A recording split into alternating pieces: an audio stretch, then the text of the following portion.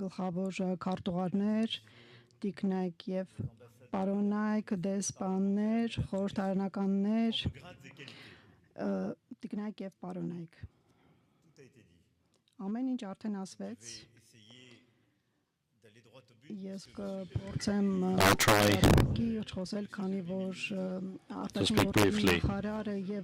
because the Minister of Foreign Affairs and the Prime Minister eloquently described all the key problems that bring us together in this forum, and I would not like to repeat them. Mr. Prime Minister, these 2 days illustrate this is really the moment of Armenia.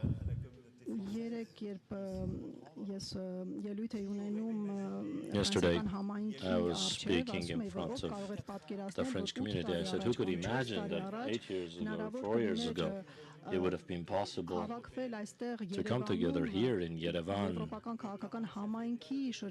as part of the European political community with 40 different heads of state and government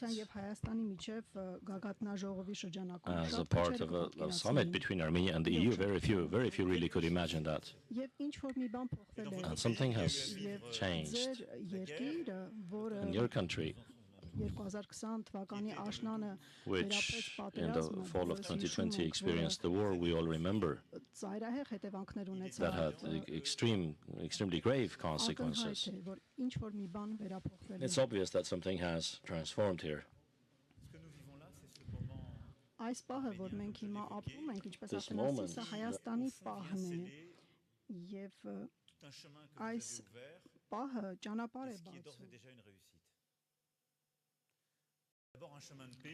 Առաջինը խաղաղության ճանապարհ, դուք շատ լավ նկարագրեցիք, չեմ ուզում նորից անդրադառնալ, բայց դուք իրապես որոշեցիք, ունեցաք այդ խիզախությունը խաղաղություն հաստատել, այսինքն գտնել այն ուղիները, որոնք հարկավոր են Ադրբեջանի հետ խաղաղություն հաստատելու համար։ Եվ 22 թվականի Պրահայի գագաթնաժողովը, ինչպես Վաշինգտոնում նաև գագաթնաժողովը եկան եզրափակելու վերջնականապես այս խաղաղությունը, ինչպես ես ասացի, սա խիզախ եւ անհրաժեշտ որոշում էր, եւ այս որոշումը նաև ամրապնդեց եւ բերեց բարգավաճություն, երբ ես նայում եմ անցած 8 տարիները, Հայաստանում միջին աճը կազմում է 6%։ Այսինքն այս վերջին 2 տարիներին ավելի է մեծացել, սա արդեն տպավորիչ ցուցանիշ է, որը ցույց է տալիս ձեր մոդելի օրինակը, եւ դուք շատ լավ նկարագրեցիք քիչ առաջ այդ առաքինի օրինակը խաղաղության եւ բարգավաճության համար, եւ այս ամենը մի քանի տարի է արդեն զարգանում է։ Իրապես սա Հայաստանի պահն է, որովհետև այստեղ Հայաստանում են եվրոպացիները քննարկումներ անցկացնում, քանի որ դուք եք կազմակերպել եւ հյուրընկալել 8-րդ գագաթնաժողովը Եվրոպական քաղաքական համայնքի եւ այսօր առավոտյան Եվրոմիության եւ Հայաստանի միջև գագաթնաժողովը նույնպես քննարկեց մի շարք կարևոր ծրագրեր, որոնք խոստանում են զարգացում, ենթակառուցվածքների ոլորտում, ներդրումներ, անվտանգության ոլորտում եւ այլն։ Եվ այսօր այնիշ տեղի ունենում ձեր երկրում, կարելի ասել շատերը չէին սպասում նման պահի, եւ դուք կարողացաք մեկնարկել այս ամենը մեծ խիզախությամբ վերջին տարիներին, եւ սա խորապես փոխում եւ մեծ հաջողություններ եւ հնարավորություններ է ընձեռում Հայաստանին։ Ես նաեւ կցանկանայի, որպեսզի այս հայաստանյան պահը ուղեկցվեր նաեւ կովկասյան պահով։ Եվ կարծում եմ սա է այսօր հիմնական մեր մարտահրավերը։ Երկու համոզմունք ունեմ այս տարածաշրջանի վերաբերյալ։ Առաջինը, Հարավային Կովկասը չպետք է լինի կայսրությունների մրցակցության վայր, որոնք տարածաշրջանը դիտարկում են կարծես ավար կամ մրցանակ, միմյանց դեմ հանելով տեղի ազգերին։ Երկրորդ համոզմունքը հարավային Կովկասը կարող է վերականգնել այդ քարտեզը շատ լավ ցույց էր տալիս իր կենտրոնական դիրքը Եվրոպայի, Ասիայի եւ Մերձավոր Արևելքի միջև եւ հարավային Կովկասում հնարավորությունները իրոք ընձեռում են հնարավորություն լինել խաչմերուկ այս տարածաշրջանում լինել այդ միջին միջանցքը եւ սա ենթադրում է որ պետք է սահմանները բացել եւ ինչու եմ այդպես ձգտում ես ցանկանում եմ որպեսզի հարևաններ դրսևորեն նույն խիզախությունը ինչպես որ դուք եւ ձեզ ուղեկցեն այս խաղաղության ժողովրդավարության եւ բարգավաճության ճանապարհին եւ որպեսզի բոլոր սահմանները բացվեն եւ բացվեն ամբողջովին այս տարածաշրջանը շատ հաճախ քիչ է նկատվում դրսից շատ հաճախ եւ երկար ժամանակ հերմետիկ ձևով փակ է եղել եւ ինչպես ասում էր Թուրքիայի հայազգի երջանկահիշատակ լրագրող Հրանտ Դինգը պետք է կոտրել այն կողպեքները որոնք մոտ ժողովուրդներին դարձնում են հեռավոր հարևաններ եւ հենց դա պետք է արվի որպեսզի Կովկասի պահը գա որպեսզի սահմանները բացվեն եւ իրականում Ադրբեջանի եւ Թուրքիայի հետ սահմանները բացվեն եւ որպեսզի չլինի որովհետեւ սահմանափակում Վրաստանի հետ սա է մեր համոզմունքը սա պետք է լինի Եվրոպայի հանձնառությունը եւ նաեւ հանձնառությունը Ֆրանսիայի զարգացման գործակալության որը շատ գործողություններ է իրականացնում Հայաստանում եւ մոտարապես 4 միլիարդ եվրոյի ներդրումներ են իրականացվել Կովկասում ես ցանկանում եմ նաեւ ողջունել Ադրբեջանի կողմից Հայաստանի հետ ապրանքաշրջանառության սահմանափակումների վերացումը եւ հաղորդակցությունների աստիճանական վերականգնումը բայց սա ընդհանրապես սկիզբն է մենք նաեւ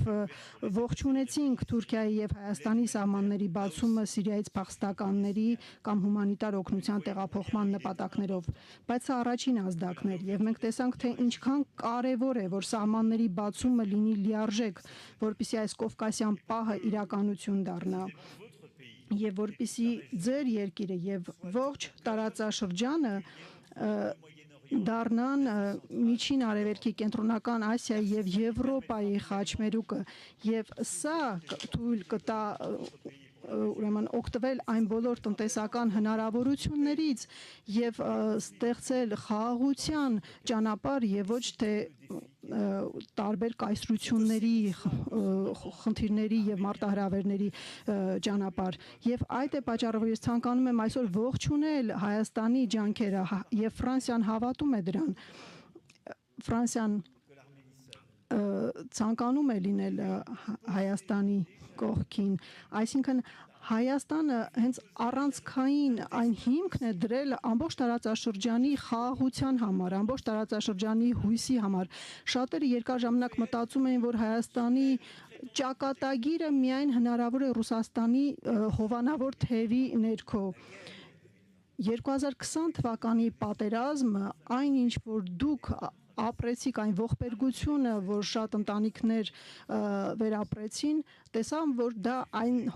հովանավորությունը չէ, ինչպիսին որ շատերը պատկերացնում էին։ Տեսանք, որ Ռուսաստանը լքեց Հայաստանին եւ հասկացանք, որ այդ երազանքները իրականություն չեն եւ բոլորը կարծես սովորել էին, որ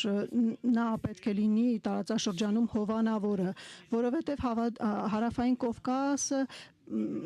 կարծես պետք է միշտ պաշտպանվի ինչ որ մեկի կողմից։ Իսկ Հայաստանի պահը եկավ ապացուցելու, որ կա ժողովրդավարական ճանապարհ, որը որ դուք սկսել եք հենց 2018 թվականից, այսինքն խաղաղությունը, որ ընտրել եք, իրատեսական է, եւ որ դուք դրա դերակատարն եք, եւ որ բարգավաճությունը հնարավոր է առանց կայսրությունների միջամտության։ Երեք այս վերջին տարիների ընթացքում դուք ապացուցել եք այս փաստը, եւ հարկավոր է, որպեսզի ամբողջ տարածաշրջանը հետևի ձեզ, եւ սահմանները բացվեն, եւ հնարավոր լինի արդեն տարբեր երկրների միջև հաստատել խաղաղ հարաբերություններ եւ որպեսզի լինի այդ շփումը, այդ միջանցքը Կենտրոնական Ասիայի, Եվրոպայի եւ Մերձավոր Արևելքի միջև եւ դրա համար կցանկանայի եզրակացնել Հայաստանի եւ Հարավային Կովկասի մասին խոսելուց հետո ասեմ, որ ես խորապես համոզված եմ, որ Հայաստան ունի եվրոպական կոչում, եվրոպական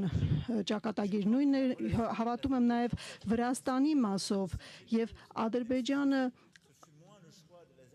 իհարկե չունի նույն հանձնառությունը ինչպես Վրաստանը կամ Հայաստանը, բայց ինչու եմ ես ավելի հավատում Հայաստանի դեպքում օրինակ պատմության մասով այսօր առավոտյան մենք ուրեմն այցելեցինք Մատենադարան ընդամենը պետք է նայել ձեր լեզուն, ձեր մշակույթը, որ տեսնել թե ինչպիսի դուք եվրոպական խորը ուղի ունեք, որովհետև Պարոն նախարար, դուք շատ լավ նկարագրեցիք քիչ առաջ, այնինչ Եվրոպան տվել է աշխարհին, կապում է մեզ եւ ձեզ միասին խորը կապերով։ Եվ այս պահին եկել է այդ պահը թե Հայաստանի եւ թե Հարավային Կովկասի համար։ Մեր Եվրոպան